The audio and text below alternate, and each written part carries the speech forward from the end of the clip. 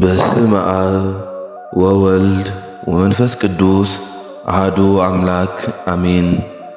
በመጀመሪያም በክርስቶስ ክርስቲያን በወልድ ውሉድ በመንፈስ ቅዱስ መንፈሳውያን የተሰኛችሁ የክርስቶስ ቤተሰቦች የእናታችን የቅድስት ድንግል ማርያም የአስራት ያደራ ልጆች በወደደንና ባፈቀረን በጌታችን በአምላካችን በመድኃኒታችን በኢየሱስ ክርስቶስ ፍጹም ሰላምታ ሰላም እላችኋለሁ። አሜን። የጌታችን የአምላካችን የመድኃኒታችን የኢየሱስ ክርስቶስ ስሙ ከአጽናፍ ዓለም እስከ አጽናፍ ዓለም የከበረና የተመሰገነ ይሆንልን። እንዲሁም ለእመቤታችን ቅድስት ድንግል ማርያም ስሟ የከበረና የተመሰገነ ይሆንልን። ቅዱሳን መላእክት፣ ቅዱሳን ጻድቃን፣ ቅዱሳን ሰማዕታት እንደየክብራቸው የከበሩና የተመሰገኑ ይሆንልን።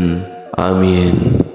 ክቡራን የዲያቆን አቤል ፍሬው የዩቲዩብ ቻናል ተከታታዮች በሀገር ውጭም ከሀገር ውስጥም ያላችሁ ኦርቶዶክሳውያን በየቀኑ አዳዲስ የሚያስተምሩም ቁም ነገር አዘል የሆኑ ቪዲዮዎች ስለምንለቅ ላይክ፣ ሼር፣ ሰብስክራይብ በማድረግ እንድታበረታቱን በትህትና እንጠይቃለን።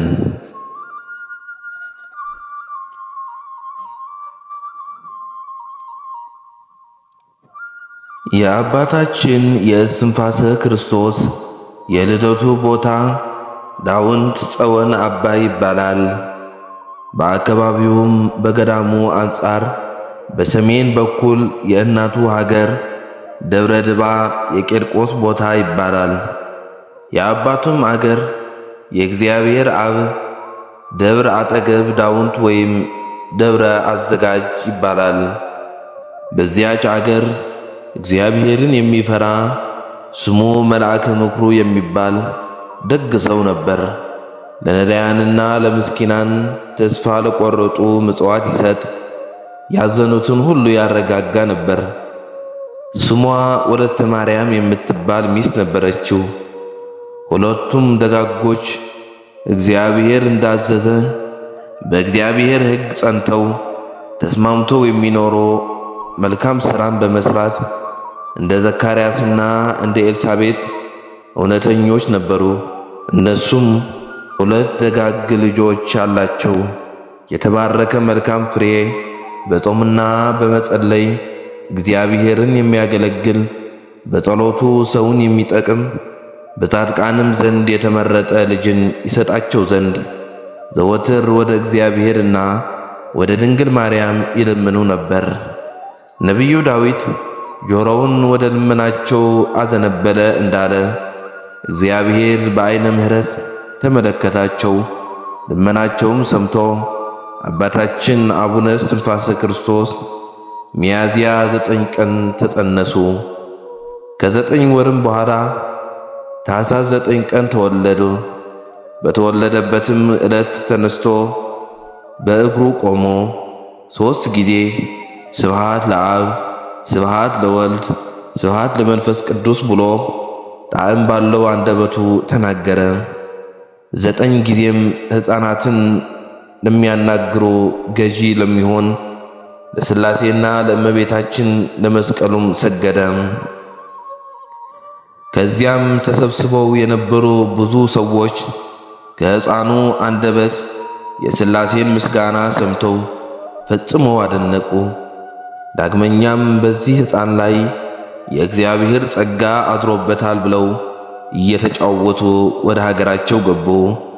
አባቱና እናቱም መጀመሪያ ስለመወለዱ ዳግመኛ የአብ የወልድ የመንፈስ ቅዱስ ምስጋናን በማቅረቡ ደስ አላቸውና እግዚአብሔርን ይህን ሕፃን ሰጠን፣ እኛ በአብ በወልድ በመንፈስ ቅዱስ ስዕል ፊትና ለፍጥረት ሁሉ በምትራራ ከሁሉ በላይ በሆነች አምላክን በወለደች በድንግል ማርያም ስዕል ፊት ቁመን እንደለመን የዓለም ሁሉ መድኃኒት የሆነች እመቤታችንም ልመናችንን ሰምታ ይህን የተመረጠ ልጅ ሰጠችን አሉ።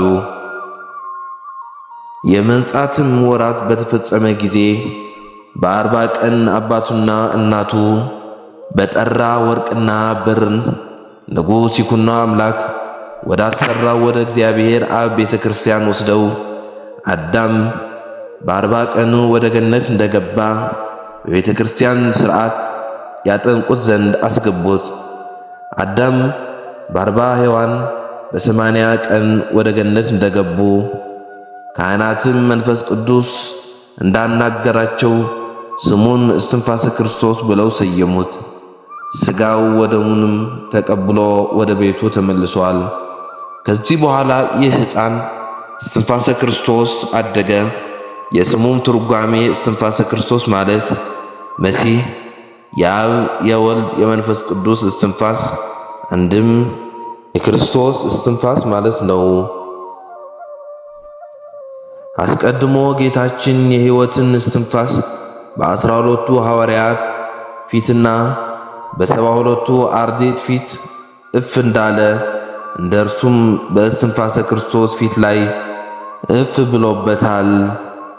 የክርስቶስ ብርሃንም ተብሎ ይጠራል። ጌታችንም የዓለም ብርሃን ናችሁ እንዳለ በትምህርቱ የብዙዎችን ልቦና አብርቷልና። ይህም ሕፃን የእግዚአብሔር መልአክ ቅዱስ ሚካኤል እየጠበቀው አድጎ ለትምህርት በደረሰ ጊዜ መልአከ ምክሩ የሚባል አባቱ እስትንፋሰ ክርስቶስ ከድንጋይ በታነጸች ዋሻ 60 ዓመት አንዲት ልብስ ለብሶ ወደ ኖረ ወደ ደብረ ድባ መምህር ስሙ ኮራኮስ ወደሚባል ጻድቅ አባት ወሰደው። እርሱም የቅዱሳን መጻሕፍትን ትርጓሜ ልብ በማድረግ መልካም ሥራም በመስራት በምንኩስና ሥራ ፍጹም ነበረ።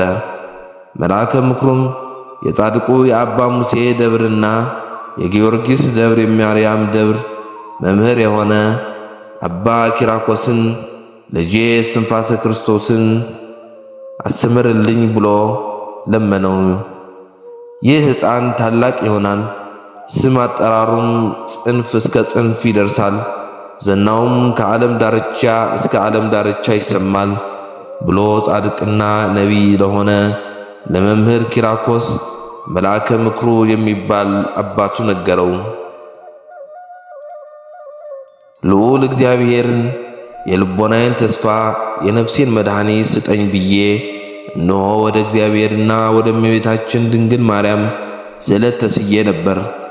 እነሆ እራቴና ምሳዬ የዓይኔ ማረፊያዬ የሚሆን ልጅን የሰጠኝ ባንተ ጸሎት ነው።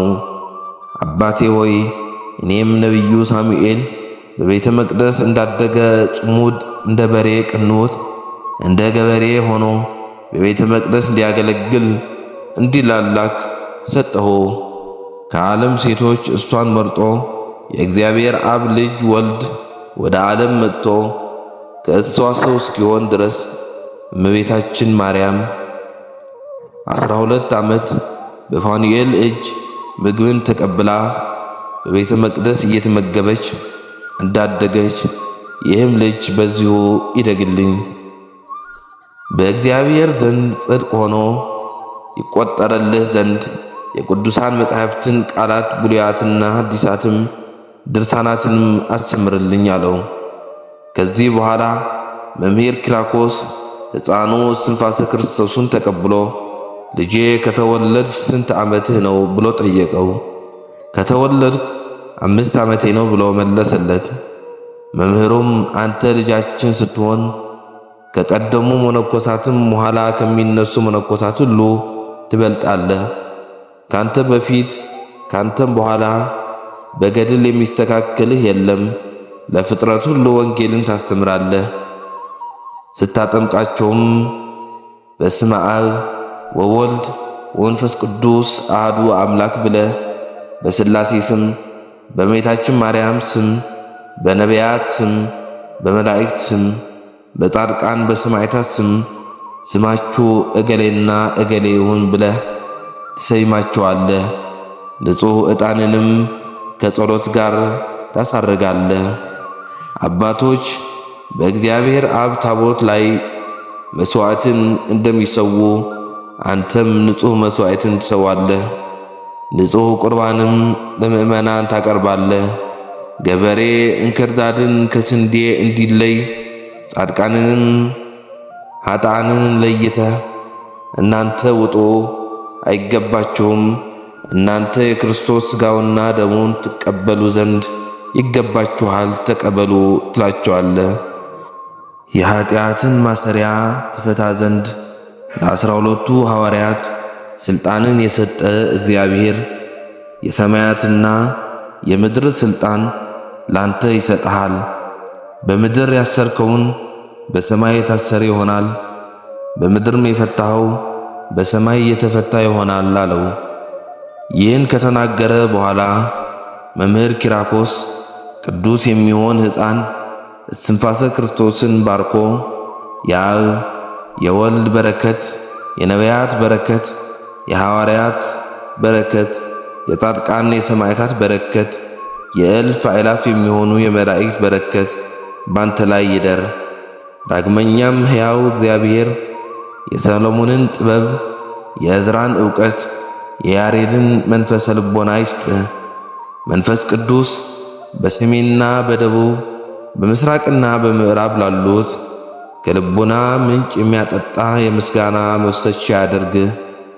የሕይወትህም ውሃ ያጠጣህ፣ በብርሃን አበባው ይሸልምህ። የሕይወትህና የክህነትህን አክሊል ይስጥህ። እግዚአብሔር የ318ቱ ሊቃውንት፣ የ12ቱ ሐዋርያት፣ የቀናች ሃይማኖት፣ የተዋሕዶና የእውነት ምሰሶ ያድርግህ። ከልጆች ከመነኮሳት ጋር ሃይማኖት የምትጠብቅ ያድርግህ። በመድኃኒታችንና በኢየሱስ ክርስቶስ ቤተ ክርስቲያን ውስጥ ክርስቶስ እስኪመጣ ድረስ ልጆች ሃይማኖትን የሚጠብቁ ይሁኑ። የሰማዕታት በረከት ባንተ ላይ ይደር አለው። አባቱ መልአከ ምክሩም ይህን ምርቃት በሰማ ጊዜ በእውነት ይደረግለት አለ። ከዚህ በኋላ አቡነ ዘበሰማያት በአንድነት ደግሞለት በዚህ ሰዓት በሰኞ ዕለት አባ ኪራኮስ እስትንፋሰ ክርስቶስን የመጻሕፍት ሁሉ ርዕስ የሚሆን ፊደልና የሐዋርያው ዮሐንስ መልእክት ያስተምረው ዘንድ ጀምሮ እስትንፋሰ ክርስቶስ በአንዲት ሰዓት አወቃቸው።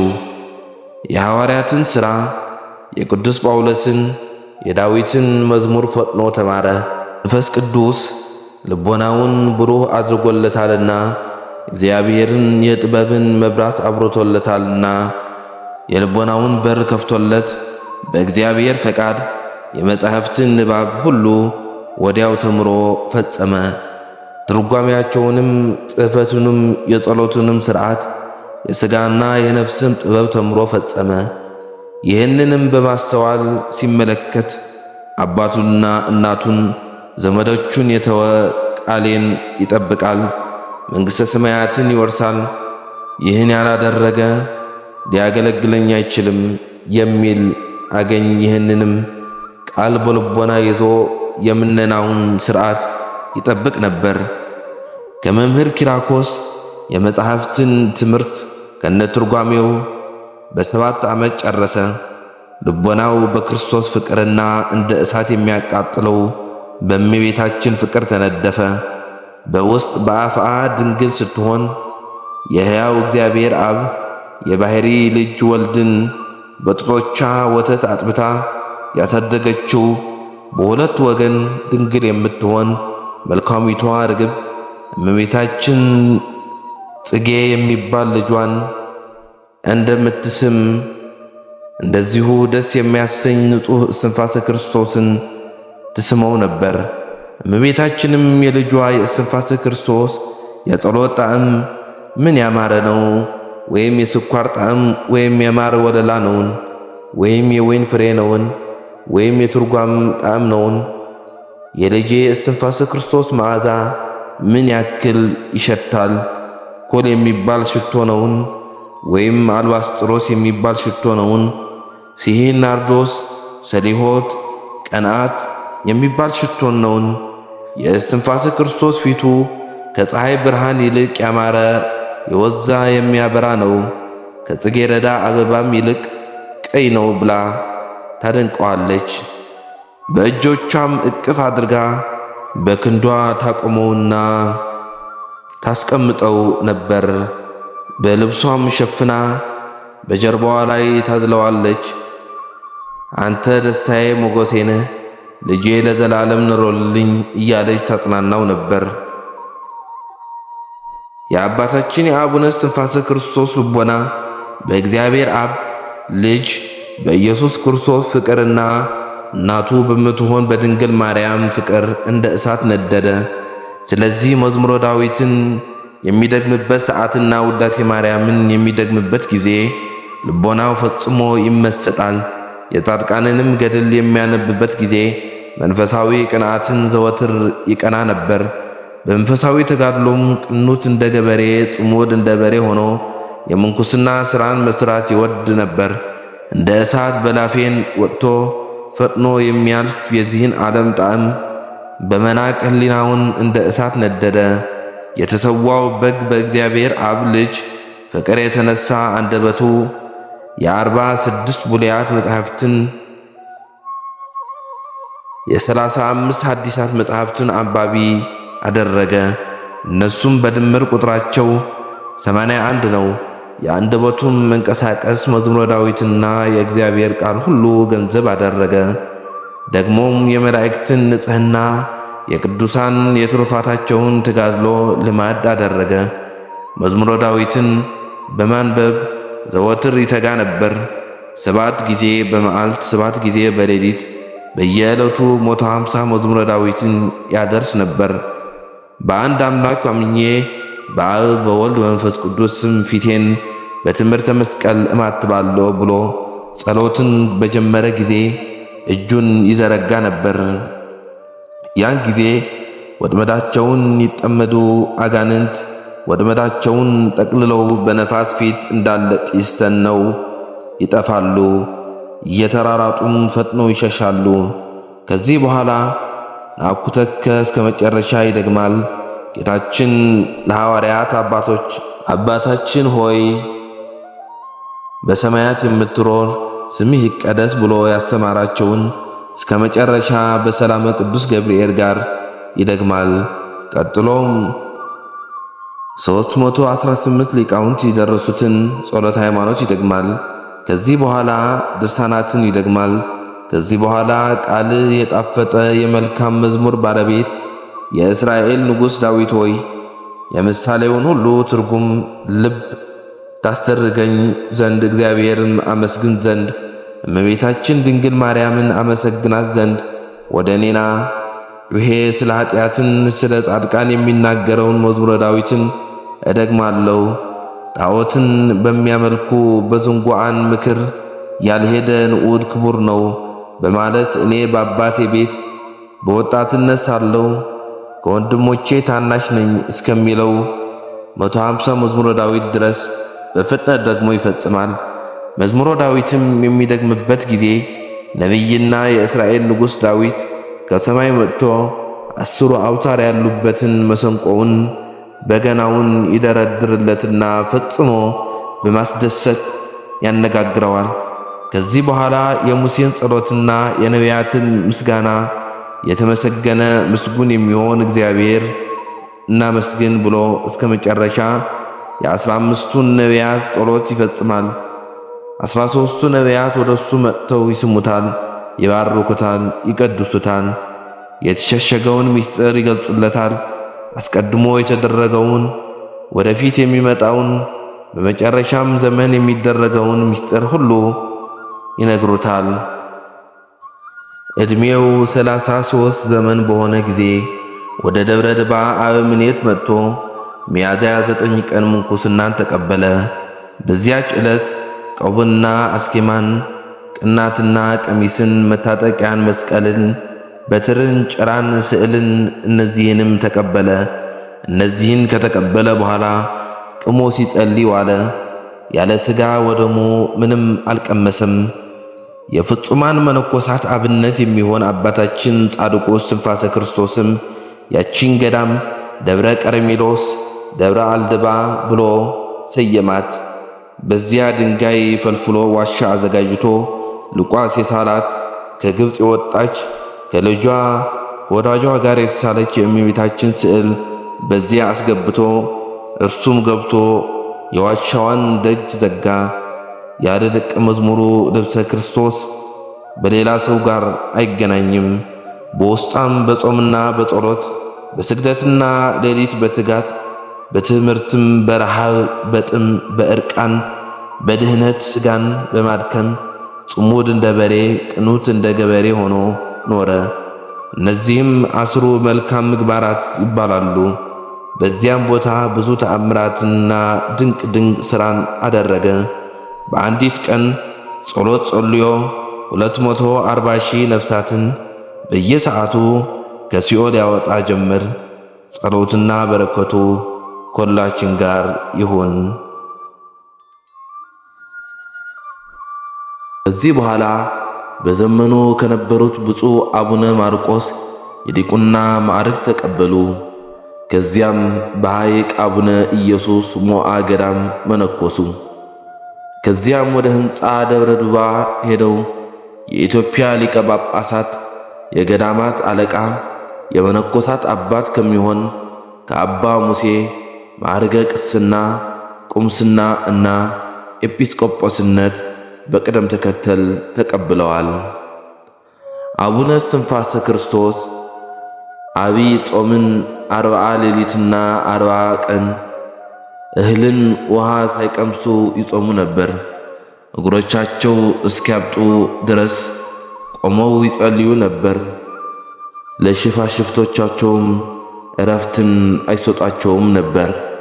በአንድ ወቅት ወደ አቡነ ኢየሱስ ሞዓ ገዳም ሲሄዱ ወደ ገዳሙ ለመግባት ሐይቁን የሚያሻግራቸው ቢያጡ ተንበርክከው ሲጸልዩ በቅዱስ ሚካኤል እጅ ደንገል ወይም ታንኳ ቀርቦላቸው ሐይቁን ተሻግረዋል። 9 ዓመት አባይ ባህር ውስጥ በራሳቸው ተዘቅዝቀው በቆም ለኢትዮጵያ ሲጸልዩ ከቆዩ በኋላ ጌታችን መድኃኒታችን ኢየሱስ ክርስቶስ ወደ እርሳቸው መጥቶ ከመነኮሳት ሁሉ ብልጫ ያለህ ወዳጄ እስትንፋሰ ክርስቶስ ሆይ ኢትዮጵያን ምሬሃለሁና ከዚህ ባህር ውጣ ብሏቸዋል።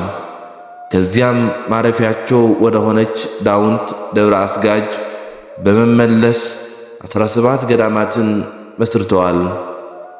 ወደ ደብረ ዳሞ በሄዱ ጊዜም በትምህርተ መስቀል አማትበው ያለ ገመድ በደብረ ዳሞ ተራራ ላይ በመውጣት ከአቡነ አረጋዊ ጋር ተገናኝተዋል። በየገዳሙ ሲዘዋወሩ ከሞላ ውሃ በደረሱ ጊዜ በመስቀል ምልክት አማትበው በእግራቸው እንደ ደረቅ መሬት እየረገጡ ይሻገሩ ነበር። 5 አንበሶችና 5 ነብሮች ይከተላቸው ነበር።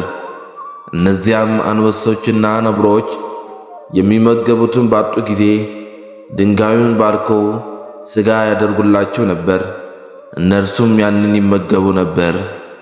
የትግራይን አድባራትና ገዳማት ለመጎብኘት ወደ ቅዱስ ያሬድ ደብር ሲደርሱ እመቤታችን ከቅዱስ ያሬድ ከብሔረ ሕያዋን መጥቶ እና ከልጇ ጋር ወደ እርሳቸው መጥታ ብዙ ተአምራትን አድርጋላቸዋለች።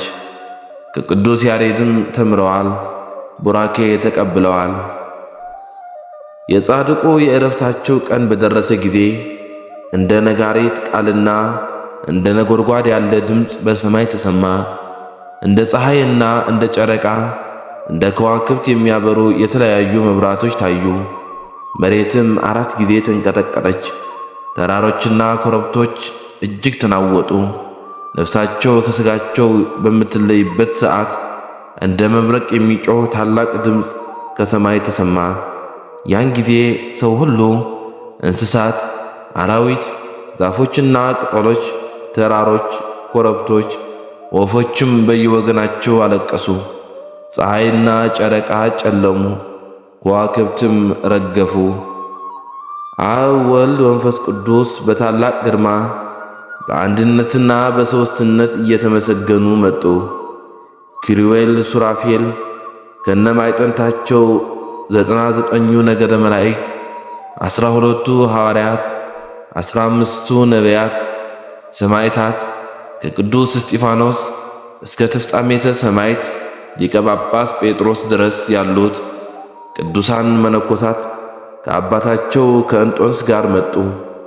የሰማዕታት እናታቸው፣ የመነኮሳትና የደናግል አክሊላቸው፣ ክብራቸው፣ መመኪያቸው፣ የሐዋርያት ስብከታቸው፣ የነቢያት ትንቢታቸው፣ የመላእክት እህታቸው፣ የኃጥአን ተስፋቸው፣ የፍጥረት ሁሉ አማላጃቸው፣ የምሕረት እናት ወላዲተ አምላክ እመቤታችን ቅድስት ድንግል ማርያም ደናግላን አስከትላ መጣች።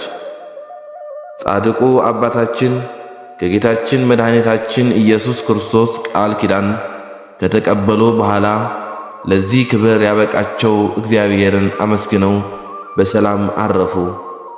ዕረፍታቸውም ሚያዝያ 9 ቀን ሲሆን ያረፉበት ቦታም ሰሜን ወሎ ሀገረ ስብከት ዳውንት ከተማ ደብረ አስጋጅ ገዳም ነው።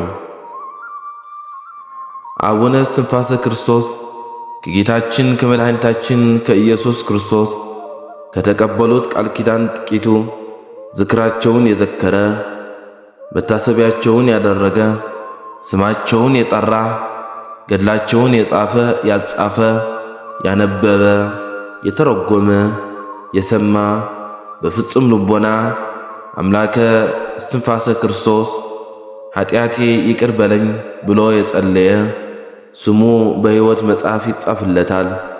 ለቤተ ክርስቲያናቸው መባ፣ ስንዴ፣ ዘይት፣ ዕጣን፣ ጧፍ የሰጠ ኃጢአቱ ይደመሰስለታል። በገነት በመንግሥተ ሰማያት በደስታ ይኖራል። በስማቸው የተራቆተውን ያለበሰ የተራበውን ያበላ ያዘነውን ያጽናና ያረጋጋ በመታሰቢያቸው ዕለት ለአገልግሎት የሚፈልገውን መልካሙን ነገር ያደረገ ኃጢአቱ ይሰረይለታል። በየዓመቱ ሚያዝያ 9 ቀንና በየወሩ የዕረፍታቸውን መታሰቢያ በዓል ያከበረ ዝክራቸውን የዘከረ ሰማያዊ ክብር ያገኛል። በስማቸው የጽዋ ማኅበር የሚጠጡ ሰዎች ቢኖሩ በመካከላቸው የጻድቁ አምላክ ይገኛል። ዝክራቸውን የዘከሩ መታሰቢያቸውን ያደረጉ የስማቸው የተጽናኑ የተማጸኑ በገድላቸው የተሻሹ በጠበላቸው የተጠመቁና የጠጡ መካኖች ልጅ ይወልዳሉ። ችግር ደርሶበት ስማቸውን የጠራ ወንድ ወይም ሴት ልጁን በስማቸው የሰየመ በበዓላቸው ቀን ቁራሽ እንጀራና ቀዝቃዛ ውሃ ለነዳያን የሰጠ ኃጢአቱ ይሰረይለታል። ከደቀ መዛሙርታቸው ከልብሰ ክርስቶስ ጋር በጎዳና ሲሄዱ የደረቀ የሰው አጥንት አግኝተው ፈጽሞ ወደ እግዚአብሔር ሲለምኑ ያን ጊዜ በጸሎታቸው ኃይል ያ የሞተውና የደረቀው አጥንት ነፍስ ዘርቶ ተነስቷል። የቀትር ጋኔን ለክፏት ልቧን ሰውሯት ያገኘችውን ሰው እና እንስሳ በጥርሷ ትነክስ የነበረች አንዲት ሴት ሞታ ሰዎች ሊቀብሯት ሲሉ የእስትንፋሰ ክርስቶስ መስቀልና መታጠቂያውን በአስከሬኑ ላይ ሊያስቀምጡት በእግዚአብሔር ኃይል ተነስታለች። አባታችን እስትንፋሰ ክርስቶስ በብርሃን ሰረገላ ወደ ሰማይ ሲያርጉ ዓይኑ የጠፋ እግሮቹ ልምሾ የሆኑ ሰዎች አይቷቸው አባቴ እስትንፋሰ ክርስቶስ ሆይ በጸሎቶ ፈውሱኝ ብሎ ተማጸናቸው። አባታችን እስትንፋሰ ክርስቶስም ያንን ሰው አዝነውለት በእጃቸው ያለውን መሐረብ ወረወሩለት። በዚያን ጊዜ ልምሾ የነበሩ እግሮቹ ዳኑ፣ ዓይኑም በራለት። ስንዴ ዘርተው ወይን፣ ጥድንም፣ ወይራን፣ ግራንም ተክለው በአንዲት ቀን ለቤተ ክርስቲያን አገልግሎት ስንዴውን ለመሥዋዕት ወይኑን ለቁርባን ዕለቱም በተአምራት አድርሰዋቸዋል።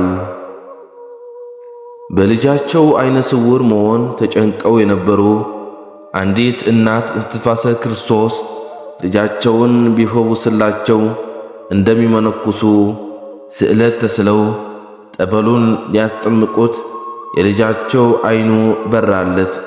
ሆኖም ግን ተስለው የነበሩን ምንኩስና እንዳያደርጉ ዘመዶቻቸው ስለከለከሏቸው ልጃቸው ተመልሶ ዓይነ ስውር ሆነዋል።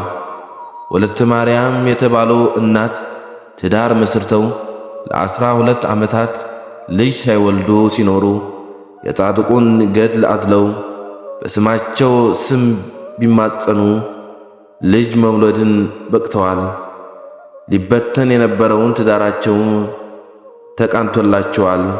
ከዚህም ባሻገር በጻድቁ አማላጅነት ከጡት ካንሰር በሽታ እንደተፈወሱ ጤንነታቸውም እንደተመለሰላቸው እኒህ እናት ምስክርነት ሰጥተዋል።